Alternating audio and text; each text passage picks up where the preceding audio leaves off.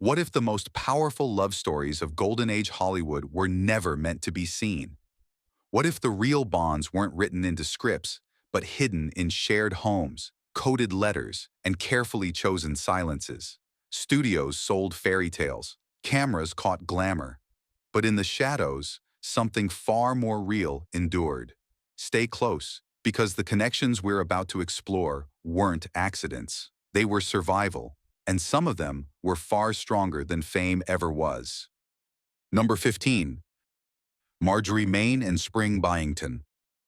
Hollywood loved Marjorie Main, loud, brash, and unforgettable. What it didn't advertise was who she went home to. To audiences, Main was the unstoppable force of personality. The sharp tongue, the fearless presence, the woman who filled every scene without apology. But off camera, her life was calm, steady, and shared. For decades, she lived alongside actress Spring Byington in what studios carefully described as companionship. No headlines, no explanation, just two women building a life behind the curtain. Their bond wasn't flashy, and that was the point. While other stars staged romances for magazines, Main and Byington focused on stability. They hosted friends, supported each other's careers, created a home that didn't rely on illusion.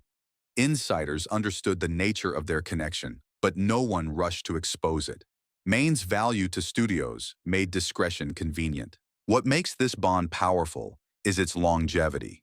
Hollywood relationships often burned fast and collapsed quietly. This one lasted. It wasn't fueled by image or advantage. It was routine, loyalty, and shared space. In a system obsessed with performance, that kind of consistency was quietly radical. Marjorie Main never corrected the narrative. She didn't need to. Her life spoke clearly to those paying attention. And sometimes, endurance is the loudest truth of all. Number 14. Margaret Lindsay and Mary McCarty. Margaret Lindsay mastered the art of appearing available while belonging to no one but herself. She played sincerity with ease, the girl next door, the dependable presence. But while studios searched endlessly for a leading man to attach to her image, Lindsay quietly built a life with actress Mary McCarty. They lived together for years, traveled together, appeared side by side at industry gatherings, and never explained themselves to anyone. There were no rushed marriages, no publicity pairings, just two women choosing privacy in a town that demanded access. Friends didn't question it. They recognized the bond for what it was. The press, however, stayed politely distant. It was easier to ignore what didn't disrupt box office plans. Lindsay's career stayed steady, but she never chased the spotlight aggressively. Some historians believe that choice was intentional. A quieter profile meant fewer questions, fewer risks, more control.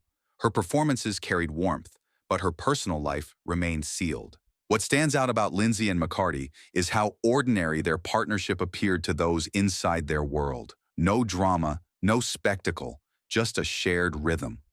In an industry built on exaggeration, they chose simplicity. Hollywood sold romance loudly. Margaret Lindsay lived hers softly, and that may be why it lasted. Number 13. Jean Acker and Alla Nazimova. One marriage fooled the public. The real story lives somewhere else entirely. Jean Acker is often remembered for her brief, baffling marriage to silent film idol Rudolph Valentino, a wedding followed by locked doors and swift separation.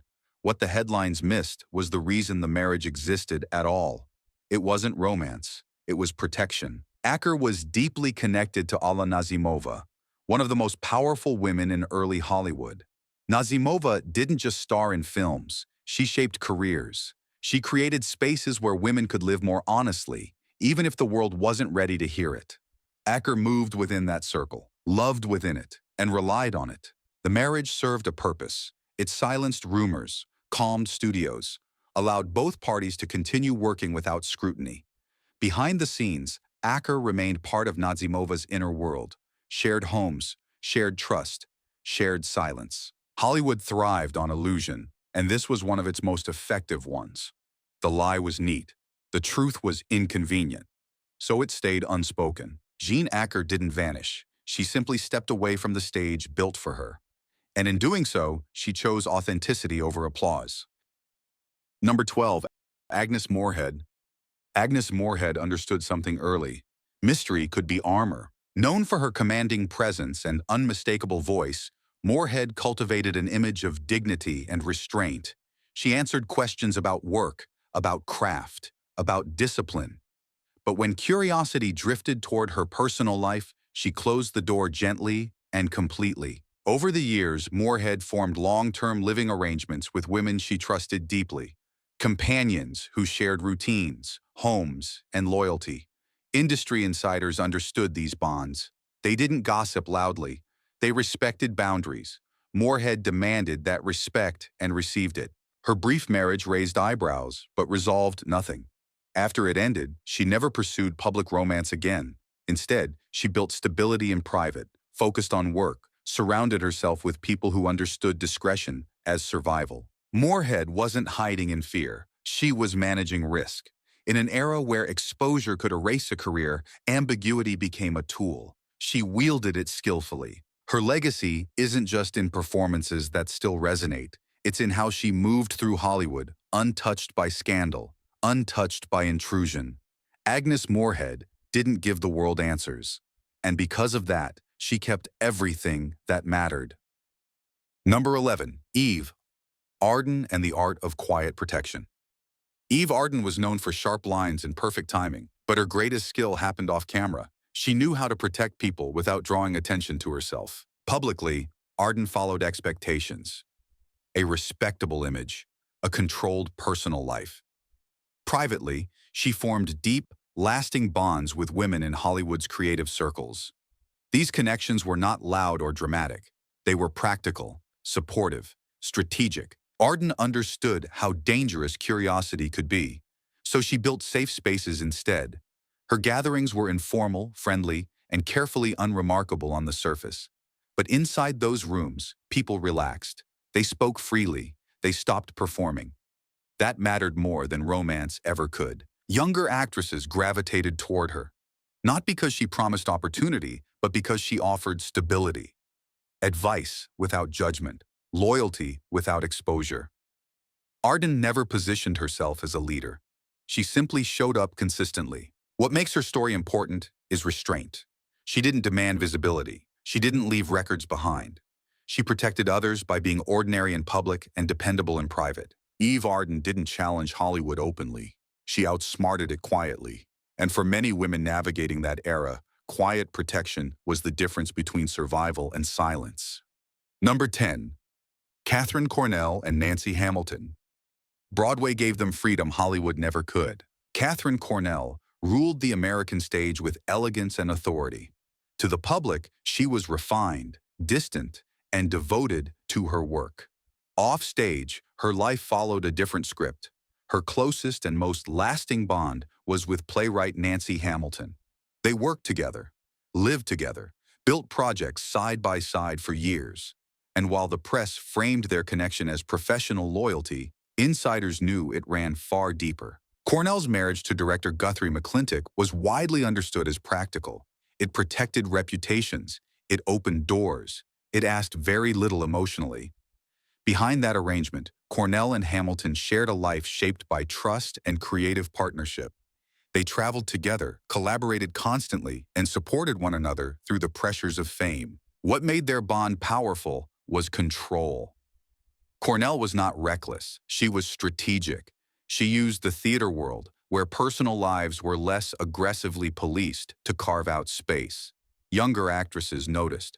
Many sought her guidance, not just for roles, but for survival. This wasn't rebellion. It was architecture.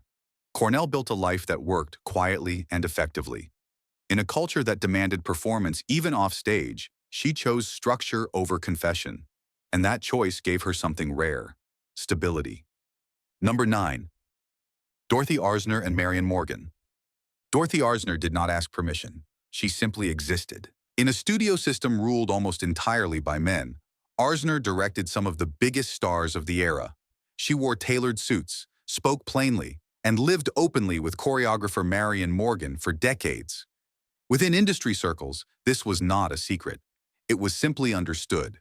What made Arzner different was leverage. She was too skilled to dismiss and too valuable to challenge. Studios avoided discussing her personal life publicly, but they did not interfere with it privately. That unspoken agreement allowed Arzner and Morgan to live with unusual freedom for the time. Their home became a place of quiet refuge, a space where women could speak honestly without fear. Younger actresses noticed. Some found guidance there. Others simply found relief. Arzner never made speeches. She led by example. Her films often centered women who questioned expectations and refused easy endings. That perspective did not come from theory. It came from lived experience. Arzner understood constraint because she had navigated it successfully. This bond matters because it shows what was possible with power, talent, and refusal to apologize. Dorothy Arzner did not hide. She also did not explain. And in Hollywood, that balance was revolutionary. Number 8. Greta Garbo and Mercedes de Acosta. Greta Garbo built walls. Mercedes de Acosta tried to break them with words. Garbo's public image was mystery perfected. Silence, distance, controlled absence. Off camera, her most intense emotional connection was with writer Mercedes de Acosta. Their bond survives through letters filled with longing, frustration, and devotion. It was not fleeting. It was deeply felt and deeply complicated. De Acosta wanted acknowledgement. Garbo wanted protection. That tension defined their relationship.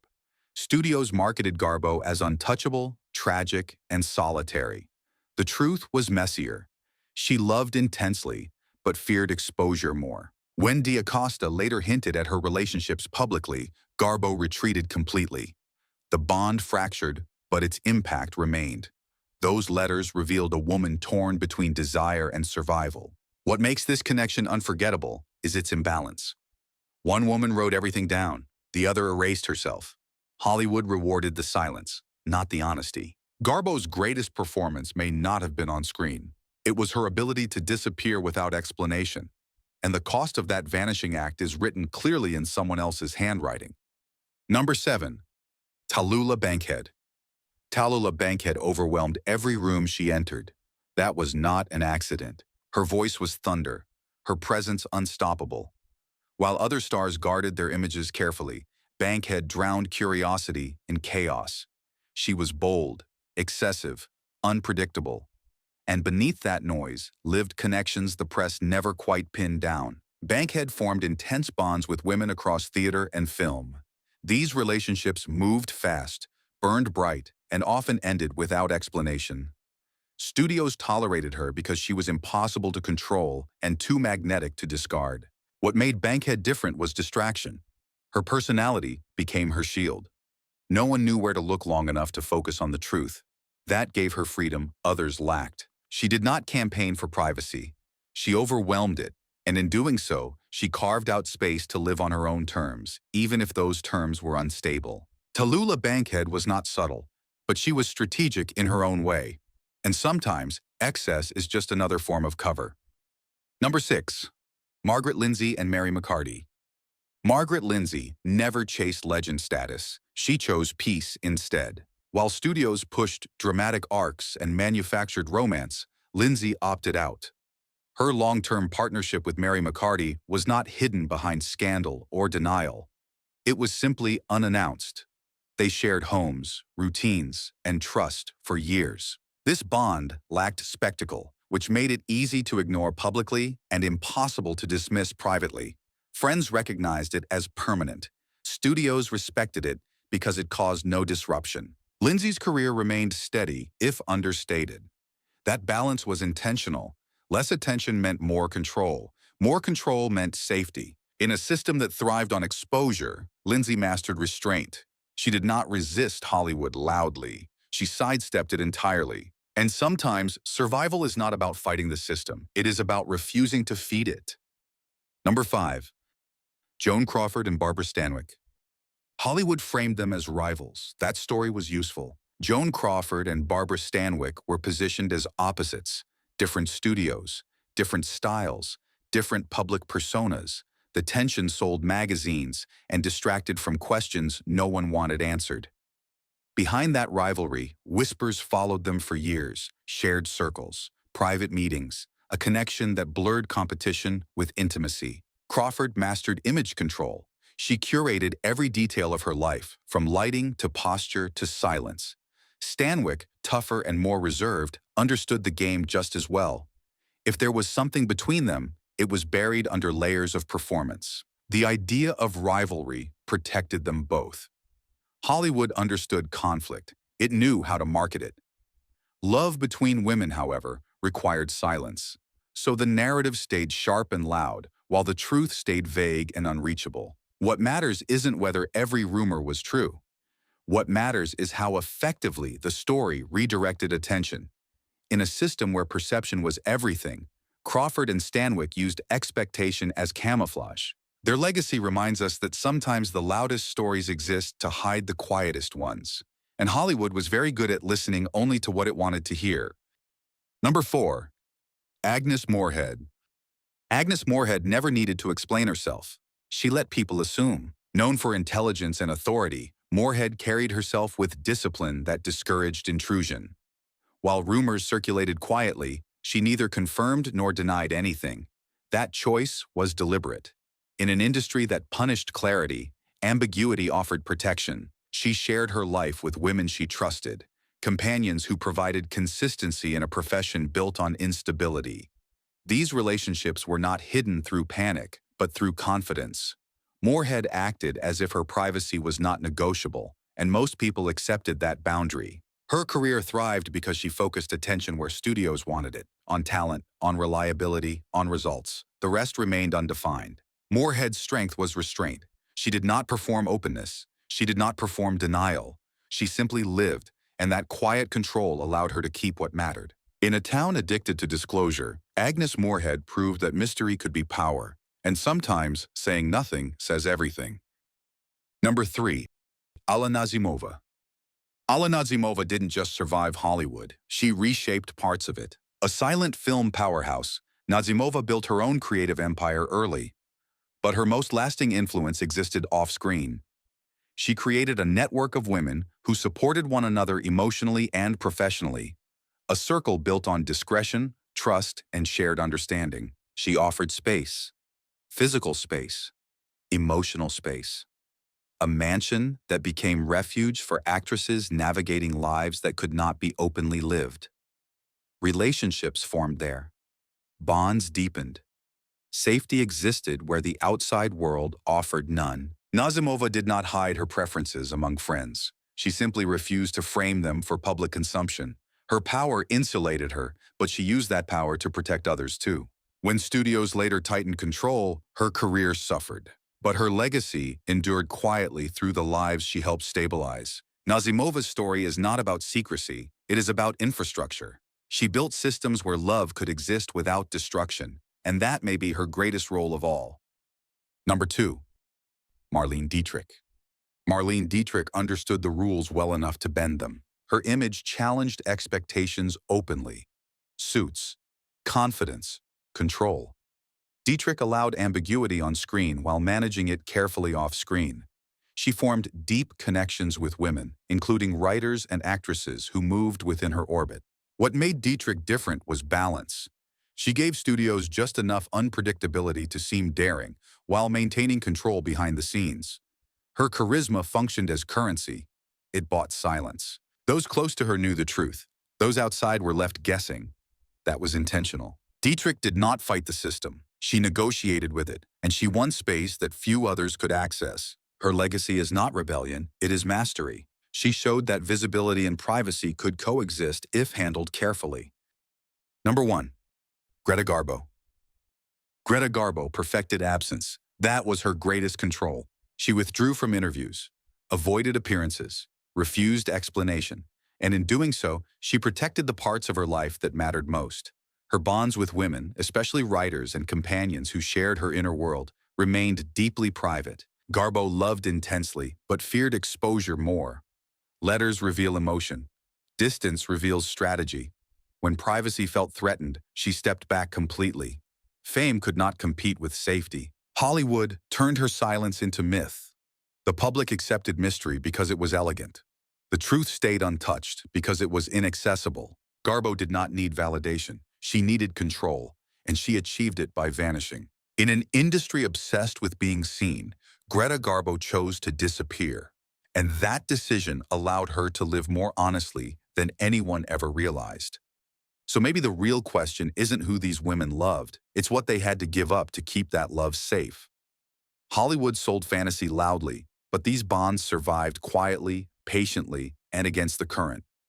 If one story stayed with you, share it in the comments. Subscribe for more hidden history. And remember this: some of the strongest love stories were never filmed. They were lived off camera.